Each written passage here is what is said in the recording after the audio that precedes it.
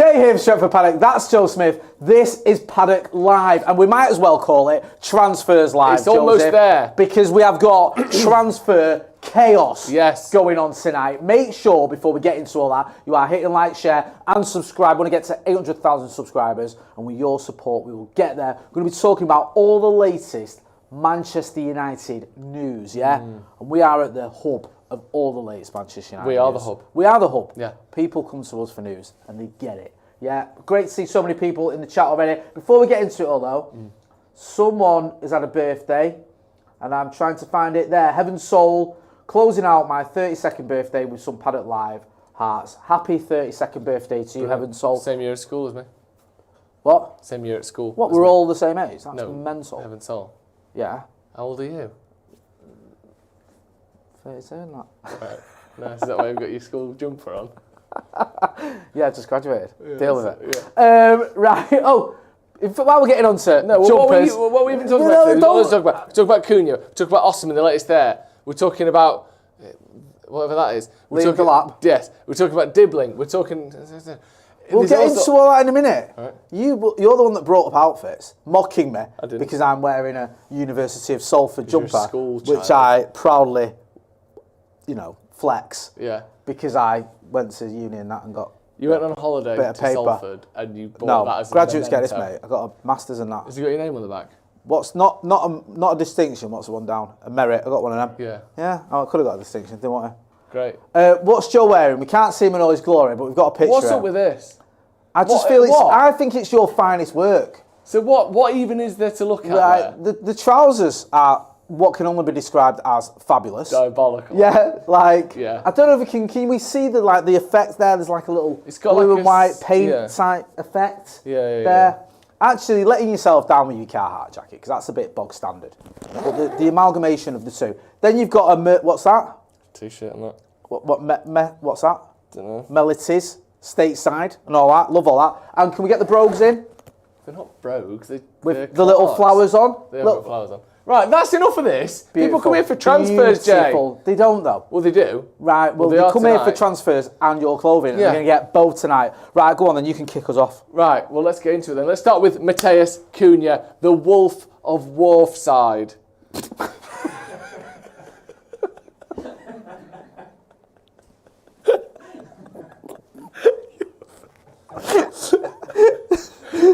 Are you laughing because you like it, or are you laughing because you think it's shit?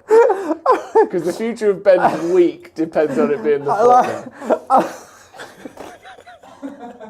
I like it. I have never, in my 45 years on this planet, heard anything associated with United referred to as Wharfside. That is class. Well done, Ben. If Do you you know what I mean? can, please. And I get it as well. I get what we mean by Wharfside. I've just never ever, even when everyone's been searching for that extra word, God. and they said like the Wharfside winger is touted at 30 million or whatever. That is so fucking That's really good. Well And done. I'm sorry, but the whole Wharfside thing just ran me. Even if you just put Wharfside, I'd be pissing me sides. Yeah, I've The never Wolf of heard Wharfside. that as a description. Yeah, You you've hear- not? No. The Old Trafford Club, you hear Yeah. quite a lot. But Wharfside, that's excellent. That. Yeah. Do you know it's amazing how many people don't actually think what's Wharfside got to do with United? Go on. It's the tram stop, innit? Yes. Yeah. But it's people don't know. Yeah. But no, when I say that, because I've said to my mates, I'll meet at the tram stop near OT, and they'll go Old Trafford, I'll go, no, that's fucking miles away. Yeah. Like, Wharfside, and they'll go, where's Wharfside? Well, it's not been there that long, though. No, it hasn't, so I think still people are sort of getting used to it. But we get that one back from Old Trafford if you're doing the news, don't we? Or you do every day. No, we've started splashing out now. You get an Ubers and that? We're having this discussion in front of the children. Well, it's only I didn't think we were until you had It's it. only £9. But it gets us to the office quicker to get the news out. Who do you think quicker. you are, the Wolf of Wharfside?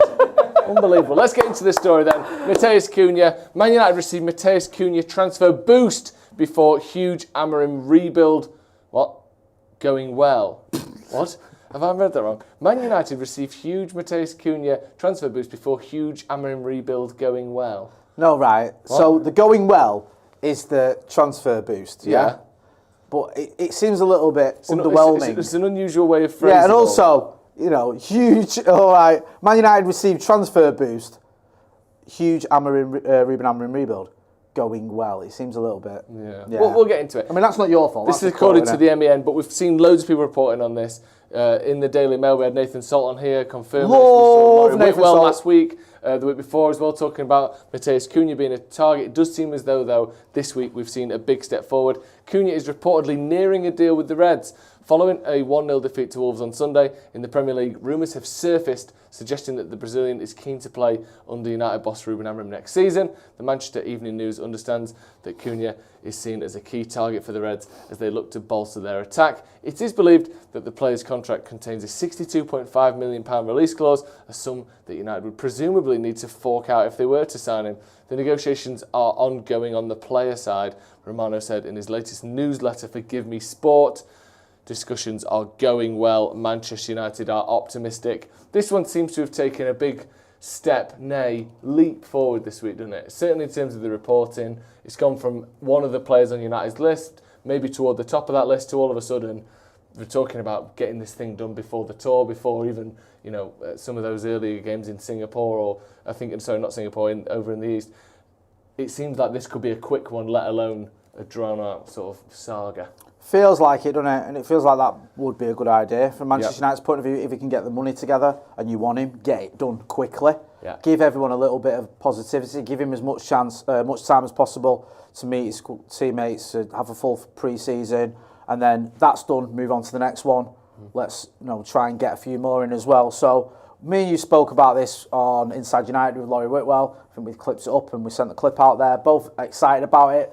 I'm warming to the idea. I've been saying this for a few weeks now. Just like this exciting player who gets you goals. He has a lot of things that you like about an attacker. Goes past players, got strength. Can sort of run with the ball really well. It's just hard not to for me, not to get a little bit excited with this one. Even the fact that he's a little bit nutty. Do you like that? I do a little bit. Because some people worry about that. I get it. And if I wasn't just a fan, if I was like an actual manager or a coach, you'd probably go in, that's something you need to be wary of, because if he's going to get himself suspended or getting involved in silly nonsense, that's not going to help us.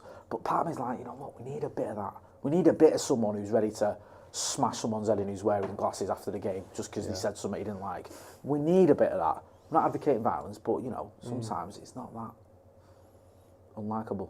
So yeah, I'm really enjoying this one. Yeah, if it happens, obviously, I'll be good. And it feels like a bit of a throwback sort of signing that United would make, where you don't always survey Europe and go for someone from Serie A. Like, it feels like we used to get players from the lower teams in the Premier League. It's a lot of money, so it's not some bargain.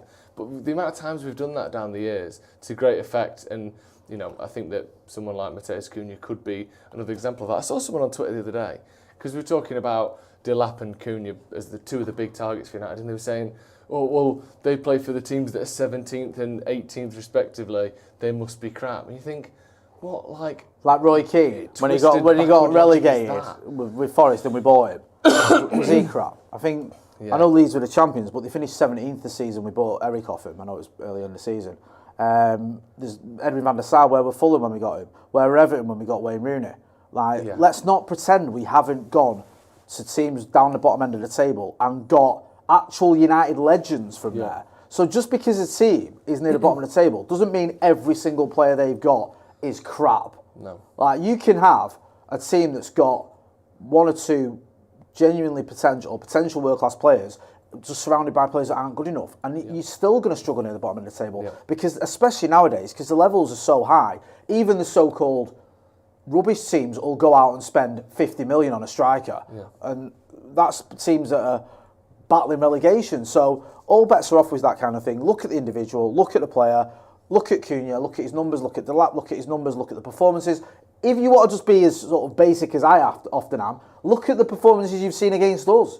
Yeah. When you play these teams and when you watch these players, do you think he's shit? I'm glad we're playing against him. Or do you think he's a fucking right handful? Yeah. I wouldn't mind to see him in the United game shirt. At Molineux. Yeah. Earlier in the season, he was fantastic. 100%, bro. So hopefully United are... there's nothing wrong with having standards. No one's saying that. But I think to just dismiss players because they're at the bottom end of the table is a little bit naive. I'll get also, go on. Bruno Fernandes plays for the team that's in 14th. Is he shit? Yeah, exactly. Do you know what I mean? Yeah, well said. You could go through, so many players. DRZ says, can't wait for Osimhen news. A&B says, is that PJs and slippers, Joe? That's a very good question.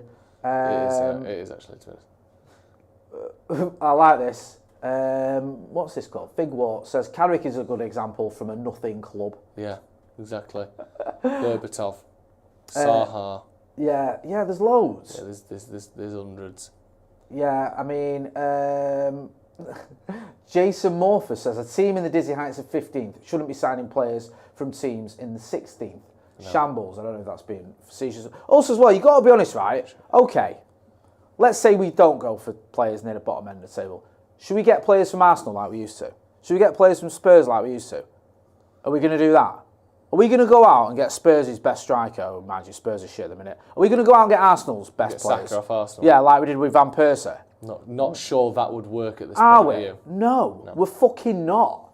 Like, we've got to be honest about where we're at and what players we can get. And also where football and the money in football is at. Yeah. You can't go and get, it was mad even then getting Van Persie, but that sort of deal just doesn't really happen anymore because teams have got too much money. You don't go and get Saka from Arsenal or anything like that. So I think he's a great example. Yeah, I just think look, if you can name better players we can get that we should be getting, I'm all ears. I'm not saying there isn't better players out there. I just think that for me, a player who's proven in the Premier League, and he's not just proven it over half a season. He's not like had a little purple patch.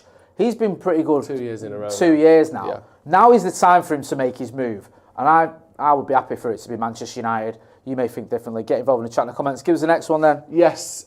What we got? Of course, we'll have a look. We have. Yeah, it's all right, that. It's not bad. Yeah, it's sound. Interesting. Le Havre set to lose one of its best prospects amid Man United interest.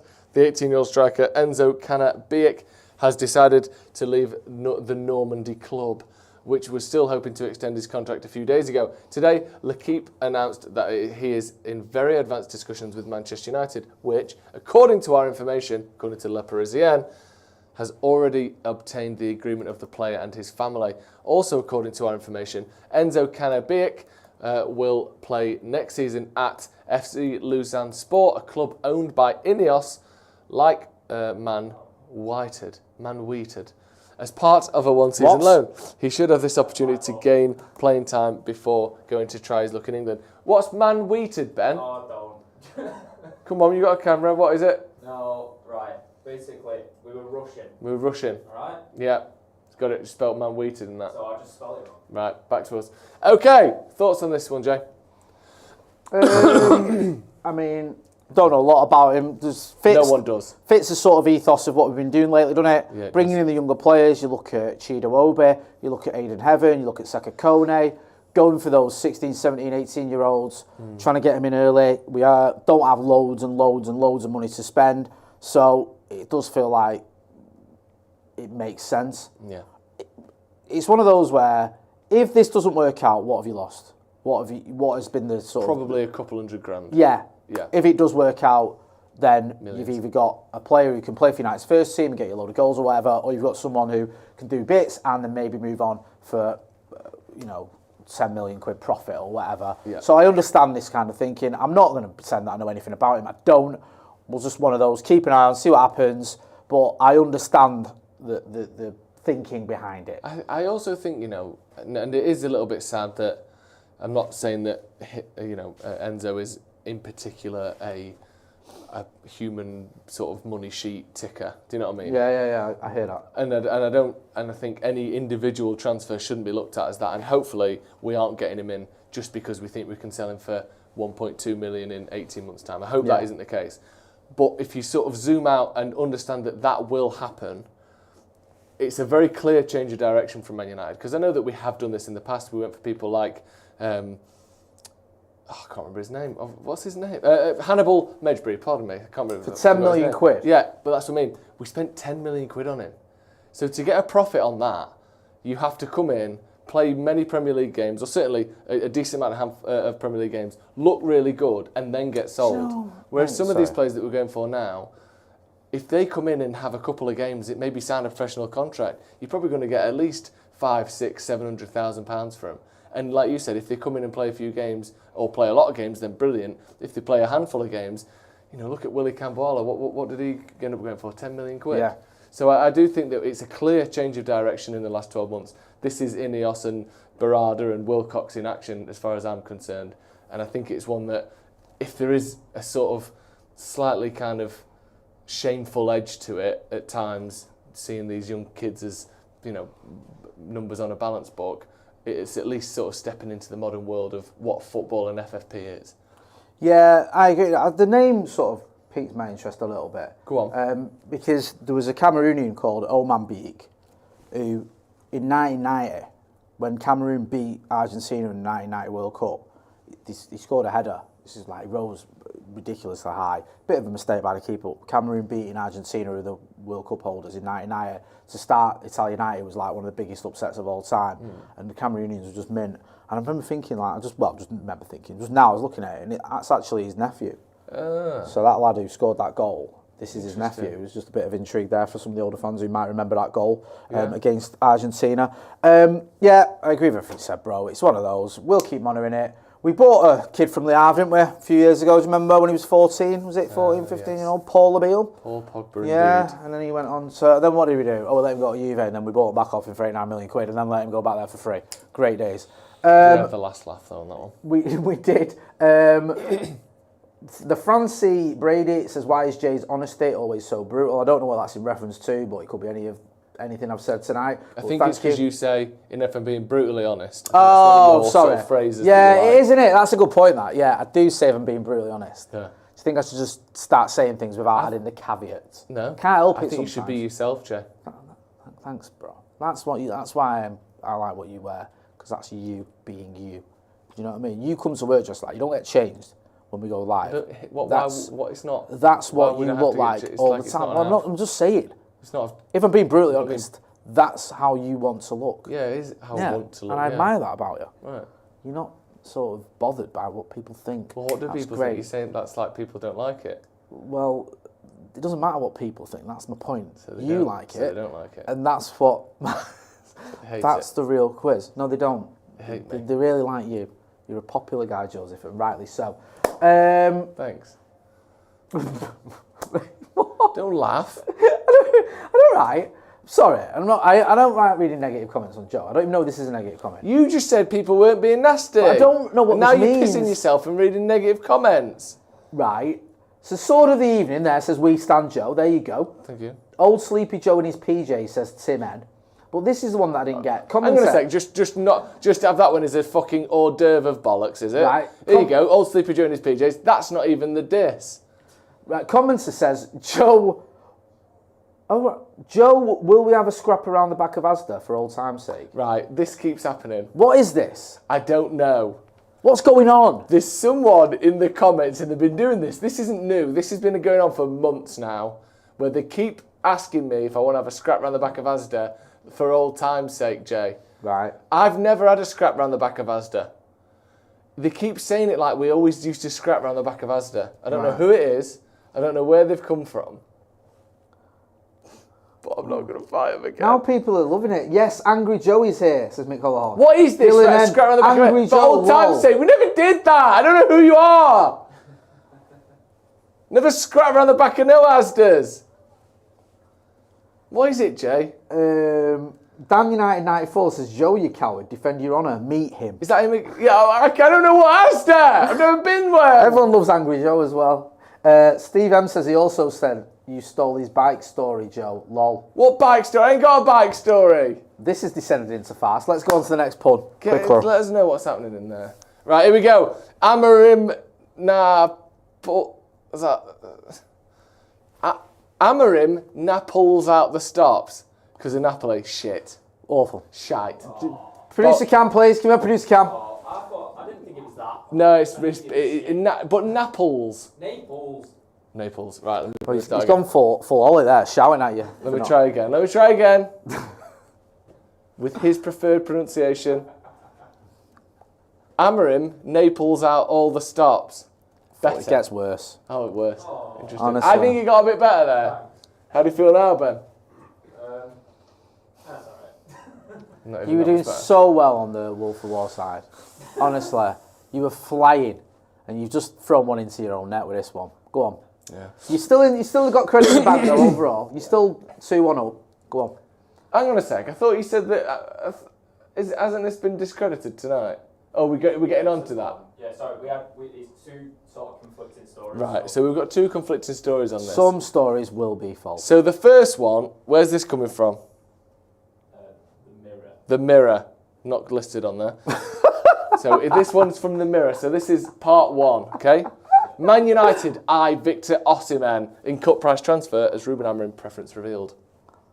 Man United are pushing ahead with a £40 million deal to sign Victor Osimhen this summer. United boss Ruben Amorim has made Napoli forward Osimhen, I think we're missing a there, currently on his loan at Galatasaray, his top striker target this summer. United are also looking at Ipswich striker Liam Delap, who will also be available for £30 million this summer. But Amorim is understood to favour a move for Osimhen, given his greater experience and proven ability to score in Europe. That's a 4-comma sentence, which you don't see very often. 1, 2. It's a 3-comma sentence, apologies. Mirror, however, understands... What? Sorry, The Mirror bit's supposed to be on the previous part. It's just because it's sandwiched. Okay, that's according to the Mirror. Yeah. However, on NBC Sports, David Ornstein stated that despite reports, Man United are not in... Spelt like you can sleep there overnight. Are not in the race for Osimhen this summer. In quotes, if MUFC looks for other strikers, I'm sure it will not be Victor Osimhen. He will not be on the agenda for Manchester United. Pretty unequivocal, that, Jay. I think that's unequivocal, and it makes sense to me. I didn't feel like we were going to get Osimhen and Delap. No. And I feel like Delap has moved into pole position in terms of strikers we're going to get. Especially if we're getting Cunha, Delap. You feel like if we do get another striker, it'll probably be someone on a free. Yeah. Rather than someone who's going to be on massive money, would expect to start every week, and would probably cost a decent transfer fee as well. So whilst I like Victor Osimhen, and he is the typical, if United signed him, you'd be buzzing signing. Yeah. Like, if he joined United, no one's going to go, well, why have we bought him? Fucking hell. Everyone would be buzzing, looking at clips of him, looking at his goals, looking at his record, looking at what he's won, going, yes, I cannot wait to see him in a red shirt. However, if we miss out on him, it's not the end of the world. Yeah. Especially as long as we get another striker, by the way. If we don't get any strikers in, course. then I will be fucking raging that we didn't get him. I'm a little bit gutted about this. I mean, he's a fan type I've got player to the point because I didn't used to fancy him at Man United. I think under Ten Hag, I didn't think he made sense. But I think he makes a lot more sense in this system. In a system where we can play balls over the top a little bit more, play through the lines more quickly. We've got more people attacking around him, 2 wing backs, 2 number 10s, one of the 8s pushing up as well. I can see a world where we can provide enough service to him if we bring Cunha in, maybe even someone else, get Ahmad back. You know what, like, you always made this point, and it is a very good one. I was chatting to someone about this today, actually. There's a difference with attackers when you look in the box and who they see there. Yeah. You've got Victor Osimhen there, you're looking for him, you're trying to give him the ball. Yeah. Just, even if it's a subconscious thing or a conscious thing, it's like, also, he'll fucking demand that ball like no one you've ever seen before in your life. He ain't going to be... You think Rasmus Højlund loses his shit when you don't get the pass? Wait to see what he's going to be like if he signs for 40 million in the prime of his career and ain't getting any service. They'll be looking for him, they'll be trying to play him. The manager will be like, look, we need to feed this kid. This is what it's about. So I think it would work. However, because of the wages that he's probably going to want, because of the fee, and the fact that it looks like we're more geared towards Delap because he's younger, he's got Premier League experience... Maybe he's a little bit cheaper as well. Yeah. Certainly his wages will be less. It doesn't feel like we're going to get Delap and Osimhen. Maybe in the perfect world we would get both. Because really we should be buying 2 strikers. Yeah. And one of them should have a bit more experience and one of them should be slightly up and coming. But I don't think if we do get 2 strikers, it's going to be Delap and Osimhen. It's more likely to be Delap and maybe someone like... Jonathan David. Maybe Jonathan David from Lille. Maybe that can work. I don't know. Get involved in the chat and the comments. BMW Racing 1974 says, I really worry about Delap. Sean McGrinder says, can we not get City rejects again? What you got to remember, I understand the point about City rejects. And people go, look at what happened with Jadon Sancho. It didn't work out and all the rest of it. City gets so many good young players. They get so, honestly, their MO is, who's good, who's like 15, 16, whatever, can we get him? Let's do it. Chelsea do the same. And if you have a thing in your head like, we don't want anyone who's been fucking bombed out of City, so what if Cole Palmer's on the market, you wouldn't want him? Yeah. Like, you would. The problem... I know Cole Palmer's having a bad spell, but he's still a class player. The factors that led to Jadon Sancho not being a good United player, him playing for City isn't one of them. No, it's not. You're right. That's not something... That's like saying, I don't want anyone who's got the side of the head shaved. Because Sancho did, and he was... Like, it's a non-factor for me, that. Yeah, it's nothing to do with the reason he wasn't good enough for Man United. Like, I think that, I think that Delap is a good player, but the fact that he played for City isn't even on my radar of reasons to like him or not like him, personally. No, I agree. You've got to remember, like, the reasons, like you said, the reasoning behind Jadon Sancho, the amount of good young players that City have got, the amount of good young players that City have who don't get near the first team, because up until this season, City are pretty much winning titles every year. Yeah. So the standard there for an 18, 19, 20-year-old to get into their first team is almost impossible. So you're going to get quality there, and if you can get them, fucking get them. Like, I'm not really too bothered. I wouldn't just write off someone because they played for them knobheads. No. Let's go on to the next one. Yes, what we got next? Ed doesn't matter what the price is. Ed doesn't matter what the price is. So that's because we're going for Ederson and Matheus Retegui. Ed doesn't matter what the price is. It looks like Retegui's, like Ederson's the ventriloquist, and Retegui's his doll. Yeah, it does, it? Doesn't it? What would you like for Christmas? It's got a touch of that to it as well. Yeah, it does, doesn't it? It looks very odd.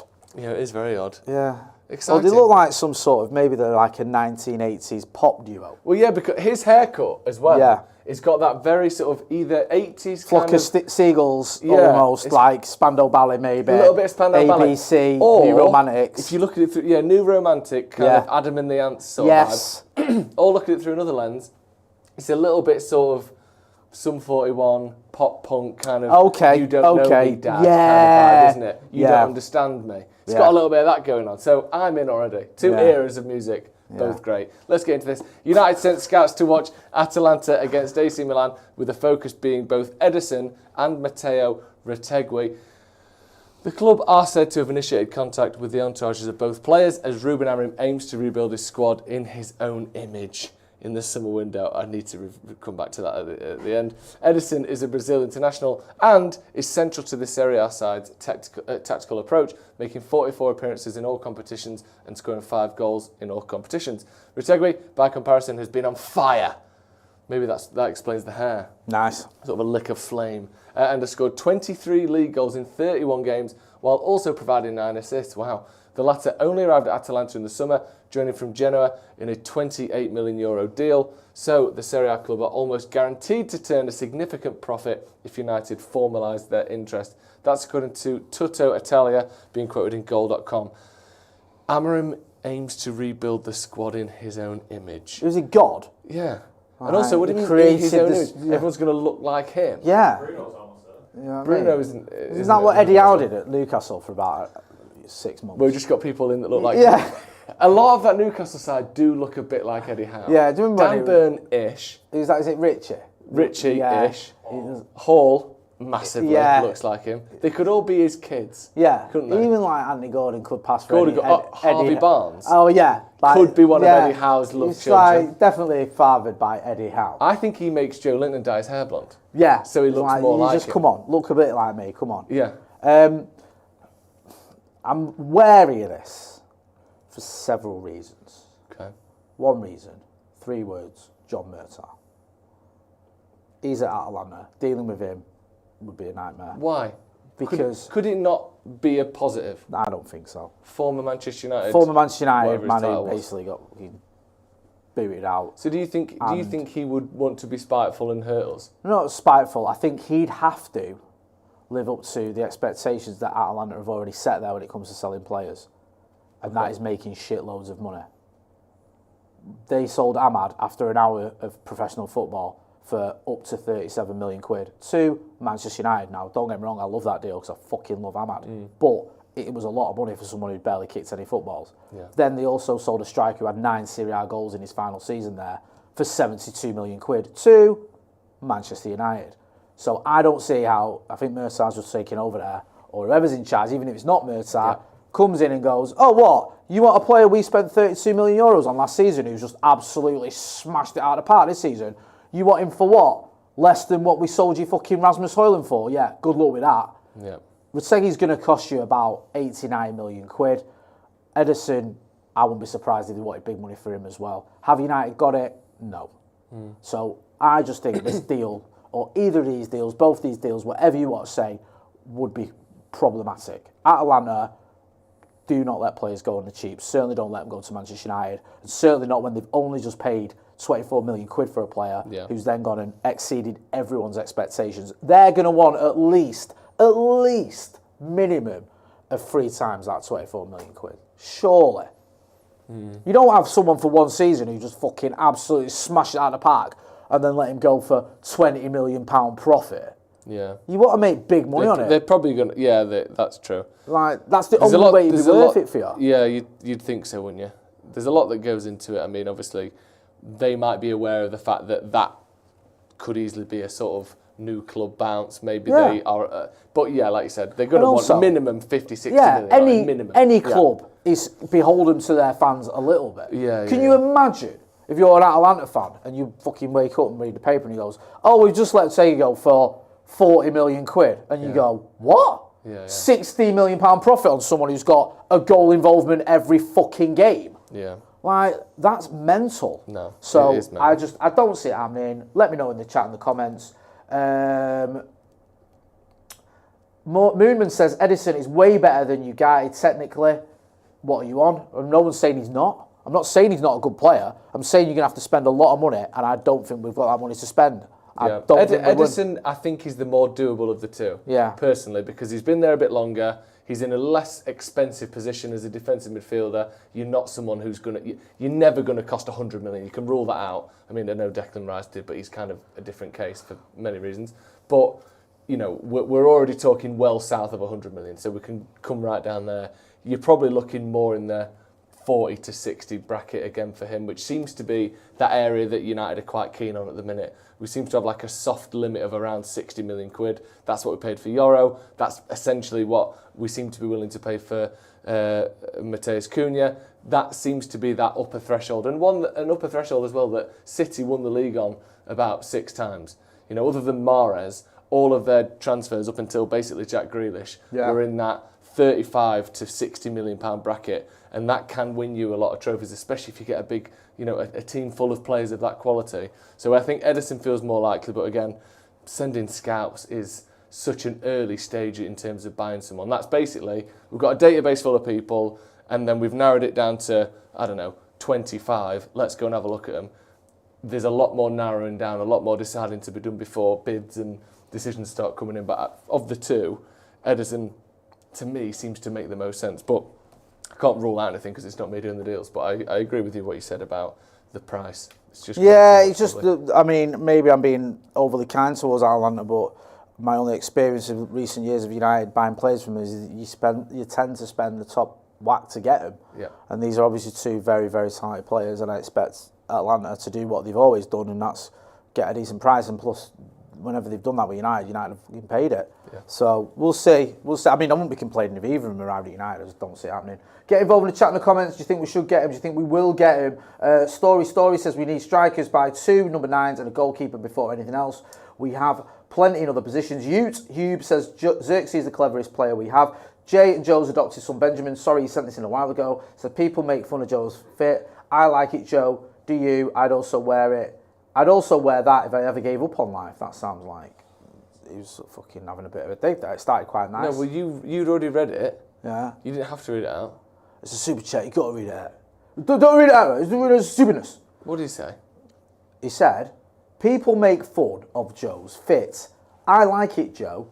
Do you? Thank you. I like it. I'd also wear that if I ever gave up on life. Ellipsis. Space Cowboy, which is a fantastic tune. You say the ellipsis. Like, what's that? Ellipsis. Like, you took so much joy in saying ellipsis there. Like, what do you mean ellipsis? Well, all right. Do you want me to say ... then? No, but just you can provide ellipsis sort of tonally. Well, go on. Provide ellipsis tonally, please, I'd also Professor. wear that if I ever gave up on life. Well, that's not providing anything tonally. That's going at the end of the fucking The sentence. suggestion is there, isn't it? Right, all right. So he's had a day. Right. People make fun of Joe's fit. I like it, Joe. Do you? I'd also wear that if I ever gave up on life. Better. But also, fuck you. Right. Space Cowboy says Osimhen will chase the Saudi money.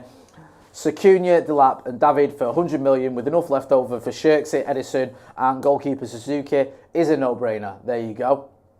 Perfect. Also, Suvik Bhattacharya says Joe is not boring in a good way.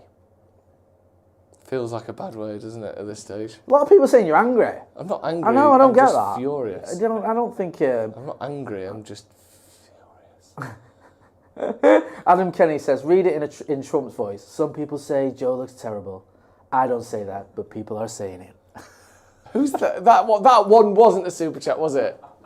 You didn't have to say that. And I've never even heard you do a Trump out loud like that. All of it. Where's that come from? So now you can do a Trump accent when it's Jason Morphus says, I'd be angry if my mum dressed me like that. Now, that's my just mum harsh. dressed me. Your fucking mum dressed me Hey. in the dark this morning. Wow. Is there any need for... Well, he's the one bringing mums into it. I will not have his mum bandied around this channel. She's getting bandied around her room last night, thank you. So, Nick Hollison says, fuming Joe, Sorry. I love it. Thank you. Sorry about Dylan N says, Joe woke up on the wrong side of bed. Dang. His mum's not called Bed. Nice. I knew he was going to say that. See? That's why I waited for that. Sorry, everyone. I like these trousers. Yeah. They weren't Andy cheap. Raff says, sloppy Joe. Right, too much. Right. What else we got then? Come on. Last one. I've got 50 million. Fuck you, bastard. Do you know this? What? You know the meme that this is referencing? No, go on. It's that bloke who goes into that shop and I think he wants to get like a can of drink and it's meant to be £1. Yeah. And he just goes, I've got 50p, fuck you, bastard, slams it on the counter. Oh, and just walks yeah, out. sorry. Thoughts? Right. Yeah, very good. You don't like it, do you? It's fine. Southampton value Dibling at 100 million. Here's the truth. No, they don't. But Tottenham believe that they could sign the winger for less than half of that. And we're using Tottenham's logic here. Tottenham are currently the moist... No, not moist. Sorry, let me say that again. As the not moist. Pardon me. Tottenham are currently the most intent on signing the winger, who, according to the former Manchester United player Dion Dublin, on Dublin's Match of the Day, plays his game like Cole Palmer. Now, this isn't my words. This is the words of former Manchester United player Dion Dublin on Match of the Day in December 2024. Okay? He was saying that during the throes of the Christmas build-up, Jay. Do you know what I mean? He wouldn't say that if it wasn't true. 5-month-old Dion Dublin quotes that are completely fucking meaningless. He'd just eaten the number 17 Christmas chocolate in his calendar. So his head was clear. He knew what he was saying, and he nailed it with this Can one. I just say that this whole entire fucking sentence is absolutely bizarre. It says Tottenham are currently the most intent on signing a winger. Something you can't qualify whatsoever, and it's just completely meaningless. Who, according to former Manchester United player Dion Dublin, on Match of the Day on BBC One, thanks for that background information. Next week. Yeah. What time did it start? Nice one. In December last year, plays his game like Cole Palmer. Well, fucking nice one, Dion. Fantastic. Cheers to that, bro. Spurs are the most serious club. This is the same thing again. Establish this. Spurs are the most serious club for Dibling at this stage, and according to BBC Sport, previously saw a bid worth £35 million knocked back in January. So we're getting closer to the modern day at least. Yeah. We've gone December. Now we're in the same year. Yeah, that's great. There is interest in the winger from Newcastle, Manchester United, that's us, and Manchester City as well. That's according to Ben Jacobs doing some sort of team talk, according to that graphic. Yeah. Dibling. If we could get Dibling... Are you dribbling for Dibling? Love that. Sorry, it sounded really weird when I said that. It's okay. I would like to see him sign for Manchester United, yes. I would.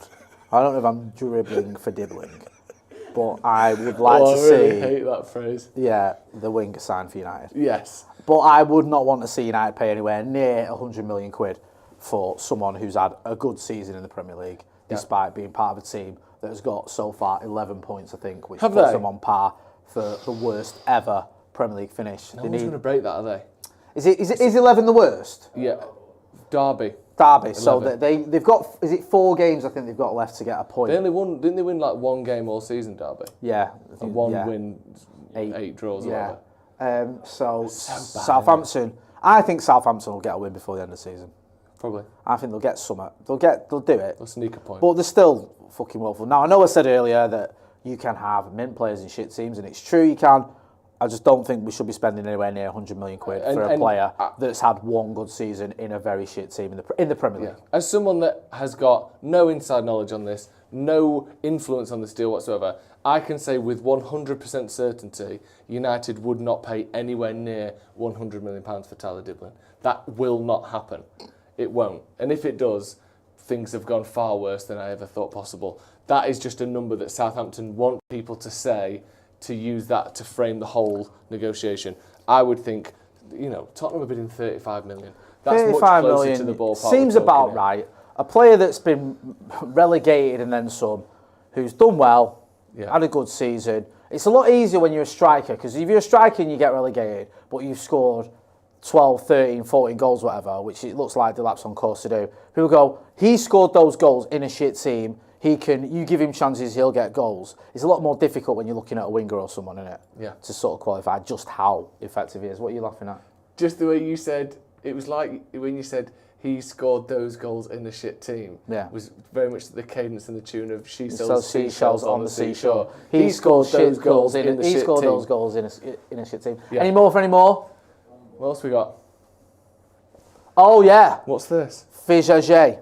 I usually sorry, go Why on. are you getting all giddy? What's this about? Right, go on. Fichage. What's that a pun on?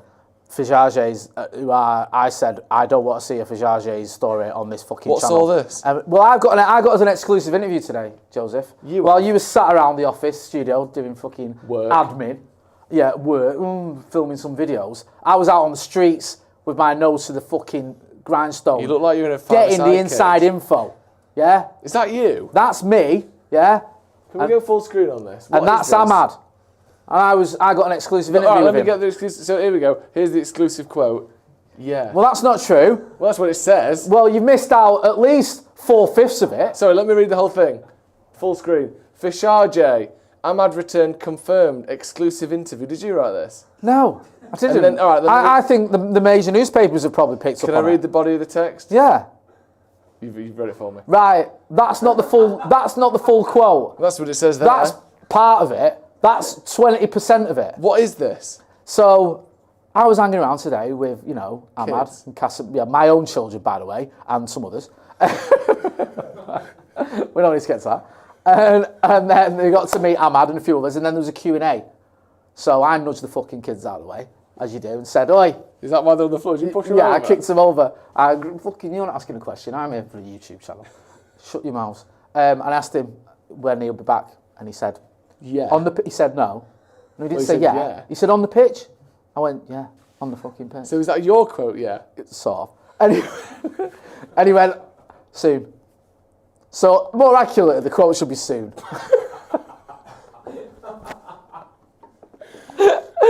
That's my exclusive from Ahmad. How soon is now? I don't fucking know. How soon? Well, you're the one who got an interview with him. You stood 10 feet away from him. I didn't feel it appropriate to ask follow-ups. Wow. How was it meeting? Is he really tiny in real life? Do you know what the best thing was, right? My kids got to this thing at Old Trafford, a few other kids, like coaching session, training session, all the rest of it. They said a few players are going to come down. Casemiro's there, Luke Shaw, Bayandere, Onana, Ugarte. And then they said, Ahmad's coming down. Obviously, I was fucking mega excited because I love Ahmad. And they said, he probably won't take part because he's still not 100% or whatever. And when he got there, he said, yeah, I'll take part. And then he was firing shots and doing keepy uppies over kids' heads and all sorts. He was just It better be funny. fucking soon, because otherwise everyone's coming for you, I was panicking when they did a game. And then my daughter was on the team opposite him and was like going in and out. I was like, whoa, stop doing that. I know she's only 8, but come on. Can you imagine? 2-footing Ahmad.